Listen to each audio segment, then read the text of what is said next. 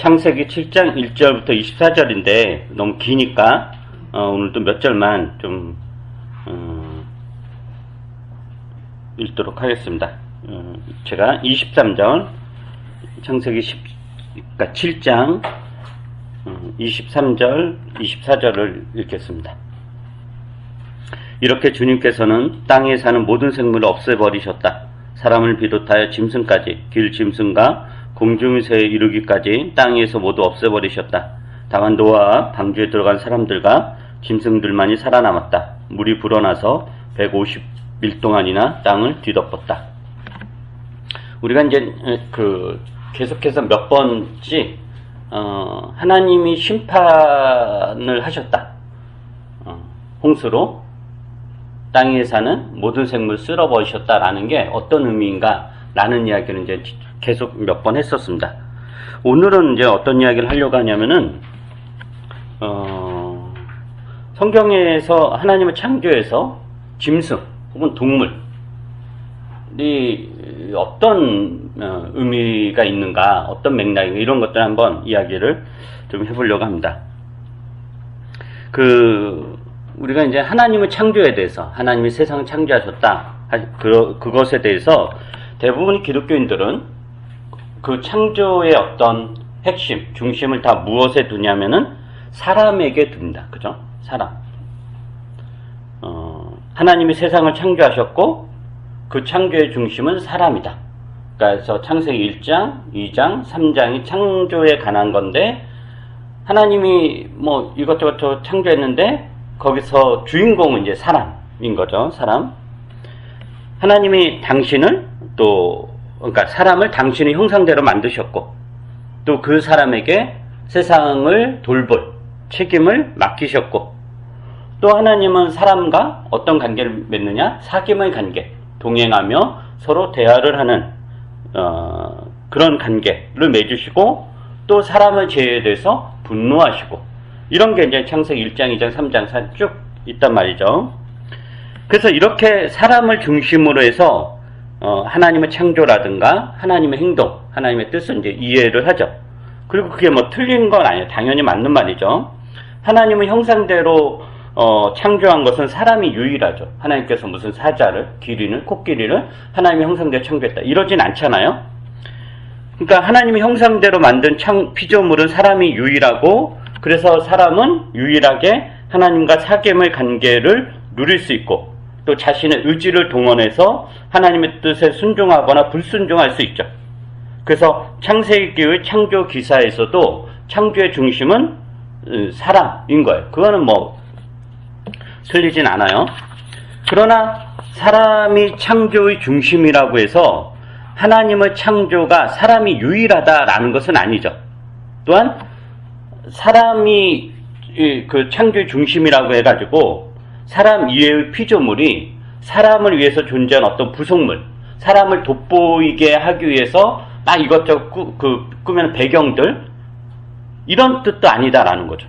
그러니까 창조의 중심이 사람인 것은 맞지만 사람을 제외한 모든 피조물이 사람을 위해서 만들어졌다라고 생각하는 사람들이 있는데 그것은 굉장히 잘못된 생각이다. 그래서 이런 부분에 대해서 오늘 좀 이야기를 해보려고 합니다. 다시 창세기 1장으로 한번 여러분 돌아가 볼까요? 앞에 창세기 1장 20절부터 31절을 여러분이 창세기 1장 20절부터 31절 여러분이 한번 읽어보시기 바랍니다. 시작. 하나님이 말씀하시기를 물은 생물을 성성하고 새들은 땅 위 하늘 창공으로 날아다녀라 하셨다. 하나님이 커다란 바다 짐승들과 물에서 번성하는 움직이는 모든 생물을 그 종류대로 창조하시고 날개 달린 모든 새를 그 종류대로 창조하셨다.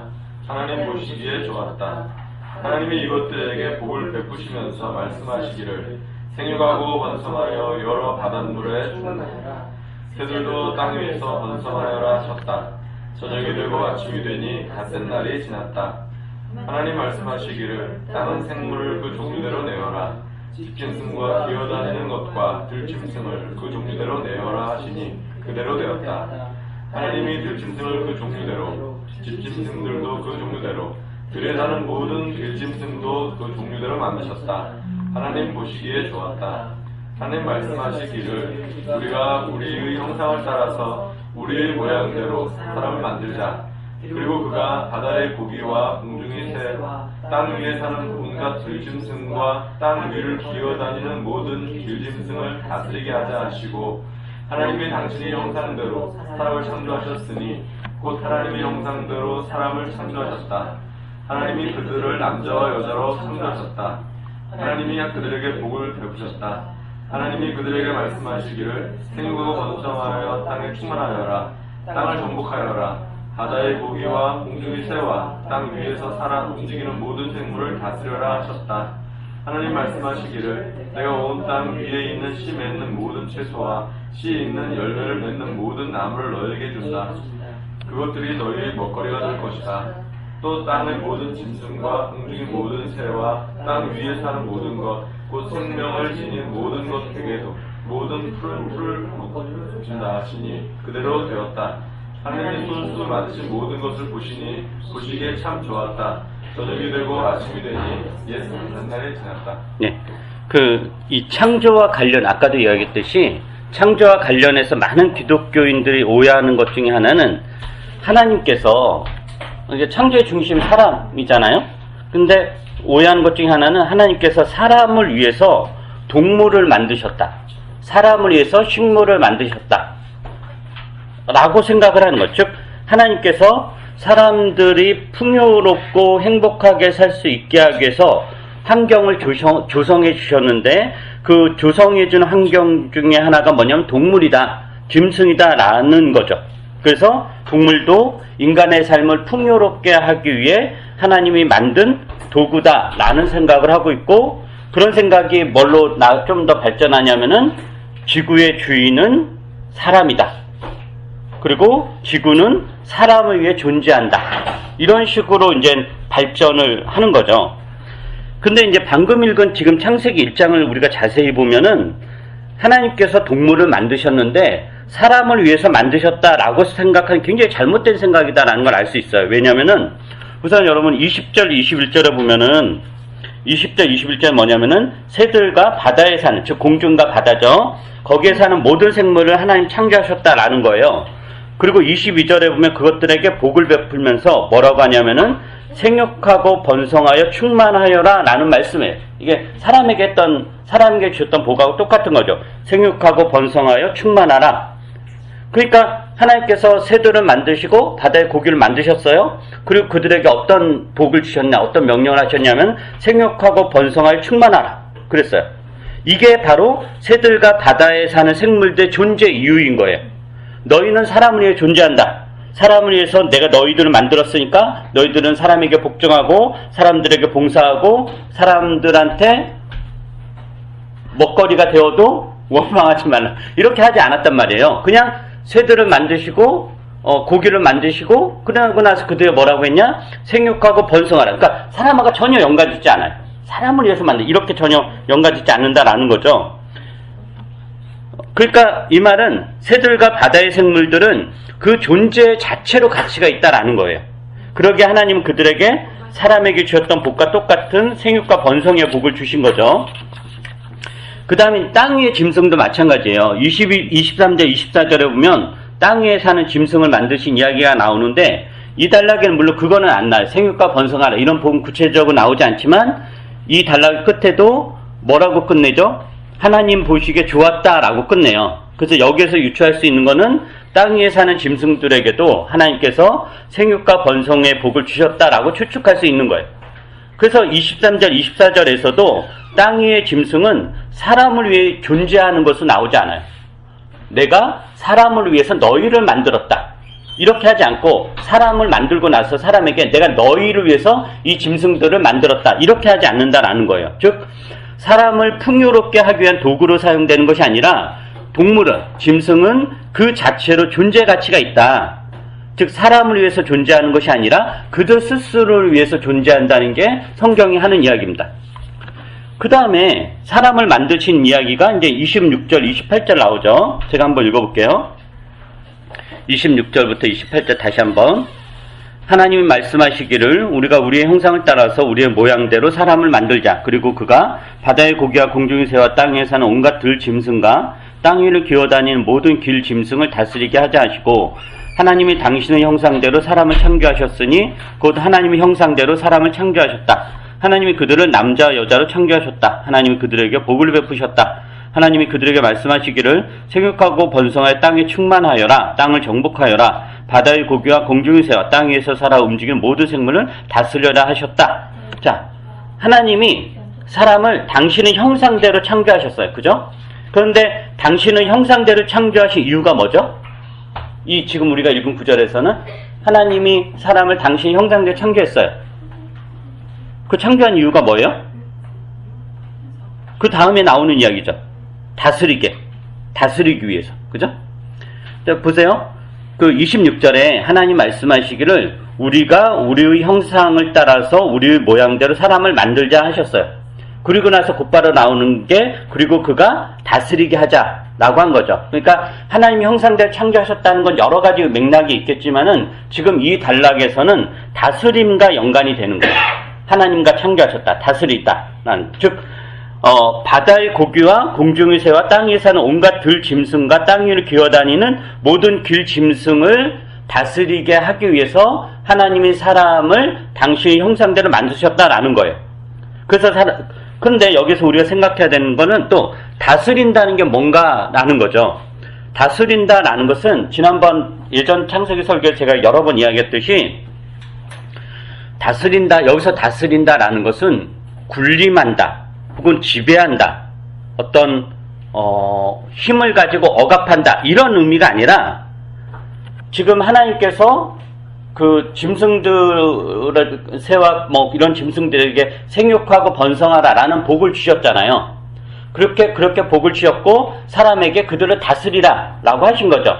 그 말은 다스린다라는 말은 뭐냐면은 새들과 동물들이 생육하고 번성할 수 있도록 네가 잘 도와줘야 된다, 보살펴야 된다라는 뜻이에요. 여기서 다스린다라는 게. 자, 생각을 해보세요. 하나님이 사람을 다스린다라고 할 때 세상의 군주들처럼 사람들을 위해서 군림하고 힘을 가시하고 폭력을 행사하고 뭐 그런 건 아니잖아요. 하나님이 우리를 다스리잖아요. 근데 하나님이 우리를 다스린다라고 그랬을 때 뭐 그리스 신화라든가 이런 신화에서 나오는 그 신들이 인간을 다스리는 것과 전혀 다르잖아요. 하나님이 우리를 다스린다 그랬을 때는 우리를 보호하시고 지켜주시고 우리가 우리의 꿈을 펼칠 수 있도록 하나님께서 도와주신다. 이런 의미인 거예요. 그래서 하나님, 그 사람이 짐승을 다스린다라고 그랬을 때 짐승을 폭력적으로 다룬다라는 것이 아니라 이 짐승도 생육하고 번성해야 되는데 그게 하나님 주신 복인데 생육하고 번성할 수 있도록 사람이 도와줘야 된다. 이게 바로 사람과 짐승 관계 그렇다라는 거예요. 그래서 이것을 조금 더 확대해서 이야기하면 이래요. 짐승들은, 동물들은 사람을 위해서 존재하지 않습니다. 그죠? 그러나 사람은 짐승들을 위해서 존재하는 거예요. 우리는 다 반대로 생각하죠. 동물들이 우리를 위해서 존재하는 거야. 그러니까 우리가 잡아먹는 거지. 우리가 먹고 살아야 되니까. 그러나 성경은 그렇지 않아요. 오히려 반대로 이야기하는 거예요. 짐승들은 사람을 위해서 존재하지 않아요. 그러나 사람은 짐승들을 위해서 존재하는 거죠. 왜냐하면은 사람의 생육과 번성을 위해서 짐승들이 도와주는 게 아니라 짐승들의 생육과 번성을 위해서 사람이 도와주는 거죠. 그렇기 때문에 짐승이 사람을 위해서 존재하는 게 아니라 사람이 짐승을 위해서 존재한다라는 거예요. 이거를 비유를 들면 부모와 자녀의 관계를 생각을 해보세요. 자녀가 부모를 위해 존재하나요? 아니면 부모가 자녀를 위해 존재하나요? 물론 다 자기 입장에서 그러니까 나 위에 있는 것이 이렇게 생각하겠지만 아니죠. 부모가 자녀를 위해 존재하는 거죠. 부모를 위해서 자녀가 존재하지 않아요. 그죠? 부모와 자녀의 관계는 그런 거예요. 부모는 왜 있냐? 자녀를 위해서 있는 거예요. 그 자녀가 생육하고 번성할 수 있도록. 요즘식으로 이야기하면 건강하고 밝고 또 이사해서 어엿한 한 사람을 잘할 수 있도록 만들기 위해서 부모는 존재하는 거예요. 그리고 그 자녀가 그래서 부모가 되면 또 자기 자녀들을 그렇게 만드는 거고, 그게 이제 부모가 자녀를 위해서 존재하는 거예요. 그러나 자녀는 부모를 위해 존재하지 않아요. 이용을 해야지. 이용을 하는 거고, 그리고 이제 자기도 언젠가 결혼을 할 수도 있고 뭘 할 수도 있을 텐데 그때 또 저기 하는 거고. 그래서 부모는 책임을 가지고 자녀를 돌보는 거죠. 이게 다스림이에요. 다스린다. 그러니까 다스린다는 게 무슨 권력관계에서 폭력을 행사하고 죽이고 억압하고 이런 게 아니라 이 존재가 온전히 생육하고 번성할 수 있도록 보살피고 애써주고 신경 써주고 먹을 거 주고 이런 걸 다스린다라고 그러는 거예요. 그 다음에 또 하나 보죠. 창세기 1장 29절부터 30절. 이것도 제가 한번 읽어볼게요. 29절 30절. 하나님 말씀하시기를 내가 온 땅 위에 있는 씨 맺는 모든 채소와 씨 있는 열매를 맺는 모든 나무를 너희에게 준다. 이것들이 너희의 먹거리가 될 것이다. 또 땅의 모든 짐승과 공중의 모든 새와 땅에 사는 모든 것, 곧 생명을 지닌 모든 것에게도 모든 푸른 풀을 먹거리로 준다 하시니 그대로 되었다. 자, 이건 어떤 내용이냐? 29절은 뭐죠? 하나님께서 사람의 먹거리를 챙겨주시는 거예요. 이게 하나님이 사람을 다스린다라는 하나의 행동인 거예요. 그런데 하나님이 사람의 먹거리만 챙겨주나요? 그렇지 않죠. 30절에 보면 뭐예요? 땅의 모든 짐승과 공중의 모든 새와 땅에 사는 모든 것에게도 하나님 뭘 줘요? 모든 푸른 풀을 먹거리로 주세요. 그러니까 하나님은 사람만 특별히 챙기지 않아요. 하나님이 복 주신 생육과 번성은 사람에게만 해당되는 것이 아니라 사람을 포함해서 모든 피조물에게도 해당되는 것이기 때문에 하나님께서 사람에게 먹거리를 주듯이 모든 동물들, 모든 짐승들에게도 먹거리를 주신다라는 거죠. 그렇기 때문에 이 지구는 사람이 주인공이 아니라 모든 생물이 주인공입니다.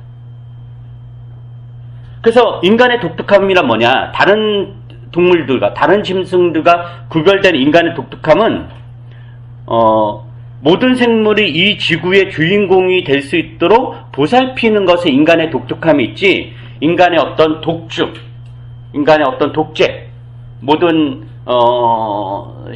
생물들을 다 씨를 말리고 자기가 제일 잘난 것처럼 사는 것, 여기에 있지 않다라는 거예요. 그럼 왜 지금 이 이야기를 제가 하느냐면은 노아 홍수 심판 사건에서도 이것이 계속 반복되기 때문이에요. 자, 이제는 하나님께서 이제 사람을 죄악으로 인해서 세상을 심판하기로 작정하세요. 모든 생명 있는 것을 없애시겠다라고 했죠. 그리고 이렇게 세상을 없애겠다라는 것은 즉 이 심판은 멸망을 위한 것이 아니라 회복하기 위한 거다. 즉 온 세상에 암덩어리가 퍼져서 세상이 멸망할 지경까지 이르렀고 하나님 그것을 볼 수만 없어서 온 세상에 퍼진 암덩어리를 잘라내는 수술을 하는 거. 이게 이제 홍수 심판이다라는 이야기였죠. 비유를 들면은 좀비, 온 세상이 다 좀비로 가득 찼어요. 좀비가 번성하는 게 하나님이 원하는 건 아니잖아요. 그래서 좀비를 없애는 게 하나님의 홍수 심판인 거죠. 그래서 이 홍수 심판은 그러니까 죄악에 대한 어떤 심판이고 멸망이기도 하지만 또 한 측면에서는 세상을 향한 하나님의 구원이기도 한 거죠. 그래서 하나님은 노아에게 이 심판에서 살아남을 수 있도록 방주를 만들라고 명령해요. 근데 이 방주에는 누가 들어가냐면 우선 노아와 그 가족이 들어가죠. 노아와 세 아들, 그 며느리들. 근데 그 가족만 들어가나요? 우리가 다 알다시피 세상에 있는 모든 동물들도 이 방주에 들어가요. 한 쌍씩 암수 이렇게 들어가죠. 그런데 잘 생각해보세요. 방주에 들어간 이 짐승들이 사람을 위해서 방주에 들어가나요? 이제 방주에 사람들이 이제 그 노아 그 가족들이 어쨌든 오랫동안 살아야 되잖아요. 살아야 되면 이제 먹어야 되는데 고기가 필요하니까 이 동물들이 먹거리로 들어간 게 아니잖아요. 그러니까 사람을 위해서 들어간 게 아니잖아요. 그죠? 그러니까 노아와 그 가족들이 방주에 들어간 이유와 똑같이, 이유가 뭐예요?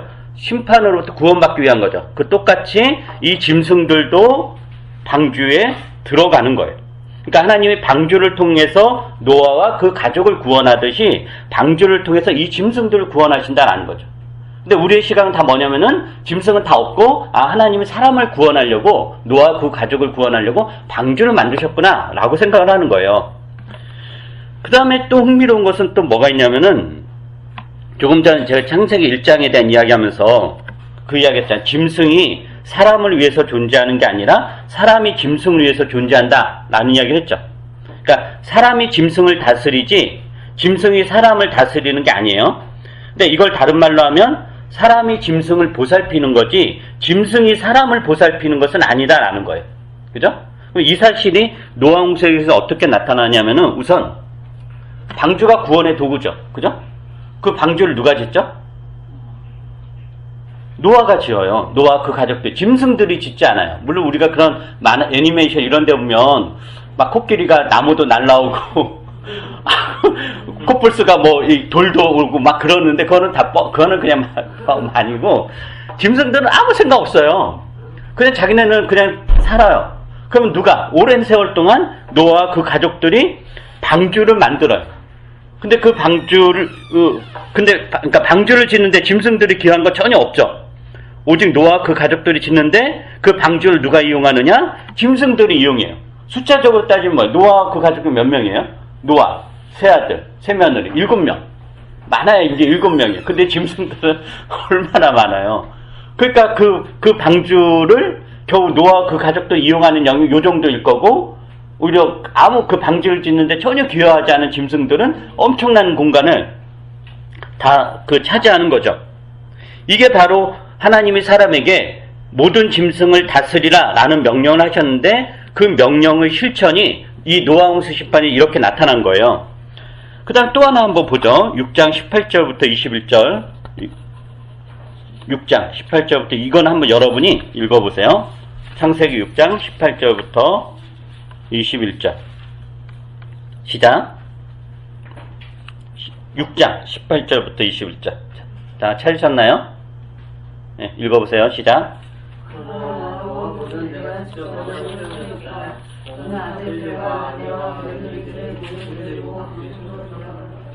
살과 피를 지닌 모든 짐승도 수확하고 그 성산의 실질을 들어서 너와 함께 살아남게 하리라. 새로 그 종류대로 집짐승도 그 종류대로 땅에 기어다니는 온갖 길짐승도 그 종류대로 모든 두마리씩 너에게로 올 터이니 살아남게 하리라. 그리고 너는 먹을 수 있는 모든 먹거리를 가져다가 쌓아두어라. 이것은 너와 함께 있는 사람들과 짐승들의 먹거리가 될 것이다. 네. 지금 창세기 1장에서 우리가 아까 봤듯이 하나님이 모든 풀을, 모든 식물을 사람의 먹거리 주는 것과 똑같이 모든 짐승의 먹거리로 주셨죠. 그죠? 그러니까 창세기 1장에서 하나님이 사람에게만 먹거리 챙겨준 게 아니라 모든 짐승에게도 똑같은 먹거리를 챙겨주셨다라는 걸 우리가 1장에서 확인했어요. 그런데 노아 홍수 심판에서는 짐승의 먹거리 누가 챙겨주죠? 노아가 챙겨줘요. 사람이. 그죠? 짐승들이 자신들의 먹거리를 가지고 오지 않아요. 다람쥐가 자기 먹을 걸 도토리를 잔뜩 이고 오지 않아요. 그때 다 빈털터리로 와요. 그죠? 사람들이 짐승의 먹거리를 준비하고 장만하고 쌓아놓죠. 짐승들은 단지 그 방주에서 그것을 먹을 뿐이에요. 그리고 거기에서는 온갖 똥을 다 쌌겠죠. 그것도 다 누가 치웠겠어요? 사람들이 치우는 거죠. 이게 바로 짐승을 다스리라는 하나님 명령에 대한 실천입니다. 그래서 이런 맥락에서 우리는 하나님의 창조를 사람에게만 국한하지 말아야 됩니다. 하나님은 온 세상을 창조하셨어요. 사람만 창조한 게 아니라 이 세상에 거하는 모든 생명을 창조하셨다는 거죠. 그러기에 사람을 사랑하는 것처럼 그 모든 생명을 사랑하십니다. 하나님이 세상을 창조하시고 내 심히 보시기에 좋았다. 이게 창세기 1장에 나오는 계속적인 하나님의 소감인데 그 심히 보기에 좋았다라고 해서 그 대상은 사람만이 아니라 사람을 포함해서 온 세상의 피조물을 보고 하신 말씀입니다. 그렇게 지구는 사람의 것이 아니죠. 사람만을 위해서 이 지구 환경이 존재하는 것이 아닙니다. 온 피조물의 것입니다. 어느 특정 피조물이 독점하는 것이 아니라 모두가 골고루 생육과 번성을 이룰 수 있어야 되는 거죠. 이런 맥락에서 오늘날을 보면 이 인류가 얼마나 하나님의 길을 벗어났는지, 얼마나 큰 죄악을 저질렀는지를 알 수 있습니다. 인류 역사상 가장 큰 죄악을 저지르고 있는 겁니다. 사람을 죽이고 이런 맥락이 아니라 근대 들어 다양한 생물군들이 멸종했고 인간만 번성했죠. 인간만. 그 성경은 종말적 나라, 즉 장차 이루어질 하나님 나라의 완성은 이렇게 노래해요. 목가적으로 한번 볼까? 이사야서 한번 보죠. 여러분 잘 알고 있는 구절일 텐데 이사야 11장입니다. 이사야 11장은 이사야 선지자가 그 환상 중에 예언하면 그 하나님의 나라, 그러니까 그 하나님의 주권이 회복되고 하나님의 통치권이 온전히 시행되는 나라에 대한 비유적 표현이에요. 그걸 되게 목가적으로 표현하는데 이사야 11장 1절부터 9절. 이건 제가 한번 읽어보죠. 이사야 11장 1절부터 9절입니다. 이새의 줄기에서 한 싹이 나며 그 뿌리에서 한 가지가 자라서 열매를 맺는다. 주님의 영이 그에게 내려오신다. 지혜와 청명의 영, 모략과 권능의 영, 지식과 주님을 경외하게 하는 영이 그에게 내려오시니 그는 주님을 경외하는 것을 즐거움으로 삼는다. 그는 눈에 보이는 대로만 재판하지 않으며 귀에 들리는 대로만 판결하지 않는다. 가난한 사람들은 공의로 재판하고 세상에서 억눌린 사람들을 바르게 논지한다. 그가 하는 말은 몽둥이가 되어 잔인한 자를 치고 그가 내리는 선고는 사악한 자를 사형에 처한다. 그는 정의로 허리를 동여매고 성실로 그의 몸의 띠를 삼는다. 이게 하나님의 다스림 온전히 회복된 것을 표현하는 거예요. 그럼 그때 6절부터 그때에는 이리가 어린 양과 함께 살며 표범이 새끼 염소와 함께 누우며 송아지와 새끼 사자와 살찐 짐승이 함께 풀을 뜯고 어린아이가 그것들을 이끌고 다닌다. 암소와 곰이 서로 벗이 되며 그것들의 새끼가 함께 눕고 사자가 소처럼 풀을 먹는다. 젖먹는 아이가 독사의 구멍 곁에서 장난하고 젖된 아이가 살무사의 굴에 손을 넣는다. 나의 거룩한 산 모든 곳에서 서로 해치거나 파괴하는 일이 없다. 물이 바다를 채우듯 주님을 아는 지식이 땅에 가득하기 때문이다. 이게 이사야 선지자가 본 하나님 나라입니다. 서로 해치거나 파괴하는 일이 없는 나라이죠. 그러게 그 나라에서 심지어 이리가 어린 양과 함께 살아요. 표범이 새끼 염소와 함께 눕습니다. 원래 이들은 서로 먹고 먹히는 관계가 되었는데 함께 사는 관계로 바뀌는 거죠. 암소와 곰이 벗이 되고 사자가 소처럼 풀을 먹고 젖먹는 아이가 독사와 장난을 쳐도 아무런 해도 입지 않는 나라. 그래서 그 하나님 나라에서 짐승은 우리에 갇혀서 사람들의 구경거리가 되는 것이 아니라 사람과 더불어 살아갑니다. 물론 이 말씀은 하나님 나라에 대한 은유적 표현이긴 합니다만은 하나님 나라의 모습을 사람만으로 그리지 않고 사람이 얼마나 행복하게 사는가 이렇게 그리지 않고 사람과 짐승이 함께 어울리는 나라로 그렸다라는 게 하나님 나라에 대한 성경의 비전입니다. 즉 성경은 짐승을 하나님 나라에서 제외시키지 않는다라는 거죠. 물론 우리는 완성될 하나님의 나라, 장차 우리 주 예수 그리스도께서 이루실 그 나라가 구체적으로 어떤 나라인지는 알 수 없지만 어떤 형태일지는 전혀 알 수 없지만 그 나라는 사람만이 아니라 모든 피조물을 아우르는 나라일 것입니다. 하나님께서 온 천지 만물을 창조하셨는데 구원이라는 게 거기에서 사람만 단락 빼다 구원시키는 게 이게 하나님의 구원이 아니다라는 거죠. 모든 천지 만물을 하나님이 구원하실 것입니다.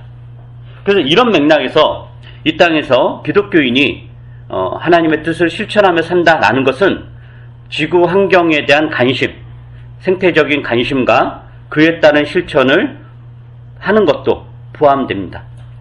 지구를 사람들이 편하게 살 수 있는 환경으로 바꾸는 것 못지않게 동물들이 편하게 살 수 있는 환경으로 바꾸는 것도 매우 중요한 신앙적 실천입니다. 이런 맥락에서 오늘날의 그런 놀이공원에 있는 동물원 문화를 우리가 어떻게 바라봐야 될 것인가. 그리고 구제역이라든가 이런 게 돌 때 무조건적으로 돼지나 소나 닭들을 수만 마리, 수십만 마리, 전에 그랬을 때 수백만 마리 살아있는데 다 몰살시키는 이런 식의 방식이 어떠한 건가. 이런 것들에 대한 우리가 의심을 하고 그것들에서 어떤 의견을 가지고 어떤 태도를 취할 것인가. 이런 게 바로 그 신자의 주된 관심해야 됩니다. 그래서 아무튼 이런 차원에서 여러분의 삶에서 이 지구가 나의 것이 아니라 온 피조물의 것이다 라는 맥락에서 어떤 실천들을 할 수 있을 거예요. 뭐 그렇다고 우리가 크게 뭘 할 건 아니잖아요. 여전히 고기도 먹을 거고 하지만 어떤 맥락에서 실천할 것일까, 아주 작은 실천이라도 여러분들에게 있었으면 좋겠습니다. 기도하겠습니다.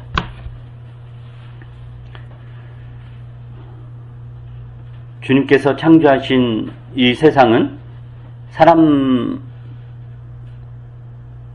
위한 것이 아니라 온 피조물을 위해서 주님이 창조하셨고 또 온 피조물을 주님이 만드셨습니다.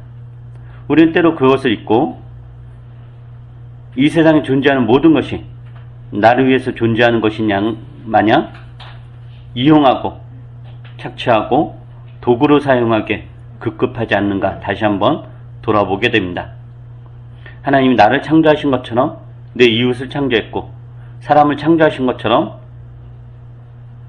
이 세상에 움직이는 모든 생물들을 창조하셨음을 우리가 기억하게 해주시고 그들과 더불어 살아가는 방법이 무엇인지, 이 땅에 서로가 생육하고 번성하는 것이 무엇인지를 우리가 고민하고 우리 삶에서 작은 실천들을 해나갈 수 있도록 은혜를 베풀어 주시옵소서.